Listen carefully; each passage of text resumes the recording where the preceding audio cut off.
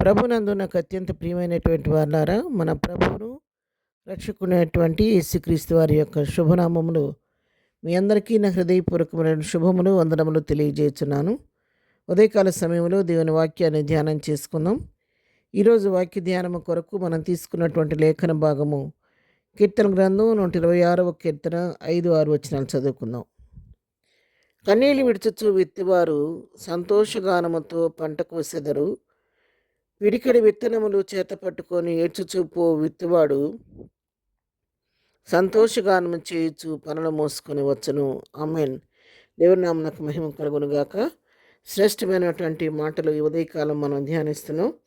ఇక్కడ ఈ వాక్య భాగాన్ని గమనించినట్లయితే, ఎవరైతే కన్నీటితో మరి విత్తనాలు విత్తి తమకున్నటువంటి దేన స్థితిలో ఇది తప్ప నాకు వేరే జీవనాధారం లేదని దేవునిపైన ఆధారపడి కన్నీటితో విత్తనాలు విత్తారో వారు సంతోషగానంతో పంట కోస్తారని వాక్యం సెలవిస్తుంది.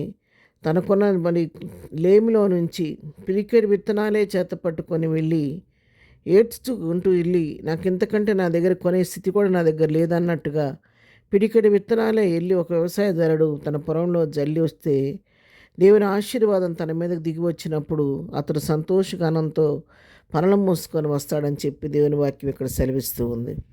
అయితే ఇది ఉదాహరణగా చెప్పబడినటువంటి లేఖన భాగం దేవుని యొక్క ఆశీర్వాదం తన బిడల జీవితాల్లో ఏ విధంగా ఉంటుందనే సత్యాన్ని ఇక్కడ మనకి భక్తుడు తెలియచేస్తూ ఉన్నాడు.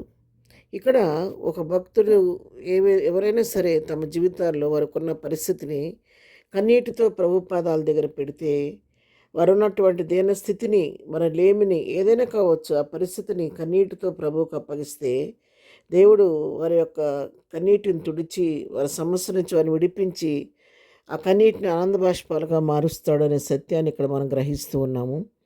నా దగ్గర ఏమీ లేదు అని దీనస్థితిలో ఉండి ఉన్న లేమిలో నుంచే ప్రభు కొరకు నువ్వు ఇచ్చేదాన్ని విత్తే విత్తనాన్ని ప్రభు ఆశీర్వదించి దాన్ని ఆశీర్వాదకరంగా మార్చి సంతోషగానంతో పనులు మోసుకొని వచ్చే స్థితిని ప్రభు మనకు అనుగ్రహిస్తాడనేటువంటి సత్యాన్ని ఇక్కడ మనం తెలుసుకుంటూ ఉన్నాం.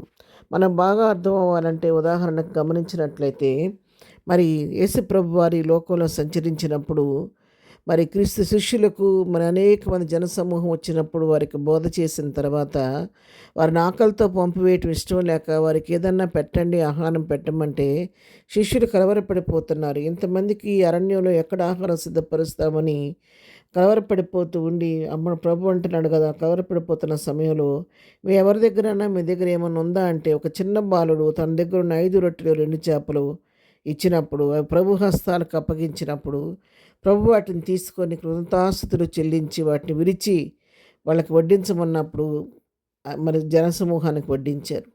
ఆ రోజు ఇంచుమించు 5,000 మంది పురుషులు ఉన్నారు, కాక అనేక మంది స్త్రీలు పిల్లలు కూడా ఉన్నారు.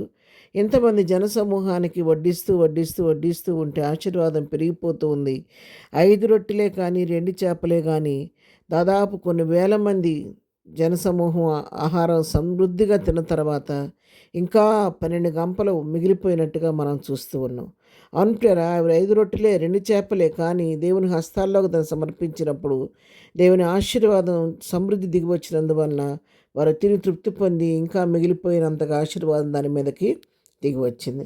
సరిపత విధవరాలు తనకున్నటువంటి చివరి ఉన్నటువంటి గుప్పిడి పిండిలోనే ఏలియా మాట విని మరి అప్పం చేసుకొచ్చి మొదటి అప్పం తీసుకొచ్చి ఏలియాకి ఇచ్చినప్పుడు మన బ్రతుకాలం అంతా ఆ యొక్క కరువు దినాలన్నీ కూడా ఆ పిండిలో మరి తొట్టిలో పిండి అయిపోలేదు, బుడ్డిలో నూనె అయిపోకుండా ఆ తల్లి కొడుకు ఆ కరువు కాలం అంతా ఆశ్చర్యకరంగా పోషించబడ్డారు.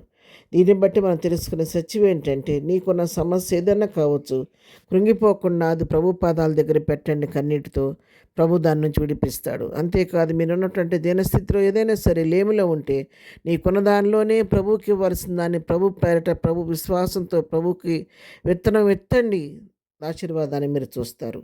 అటు విధంగా మనం కూడా మన జీవితాల్లో కృంగిపోకుండా కన్నీటితో విత్తి ఆనందగానంతో పంట కోద్దాము. అందుకొరకు దేవుడు మనందరినీ సిద్ధపరచును గాక. ఆమెన్. ప్రార్థన.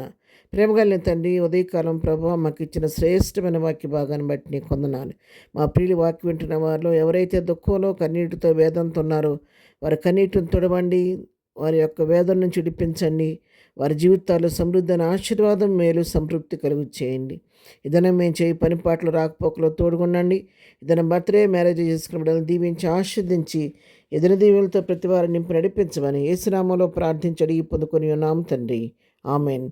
ప్రభు కృప సదాకాలం మనందరికీ తోడైండి నడిపించును గాక. ఆమెన్.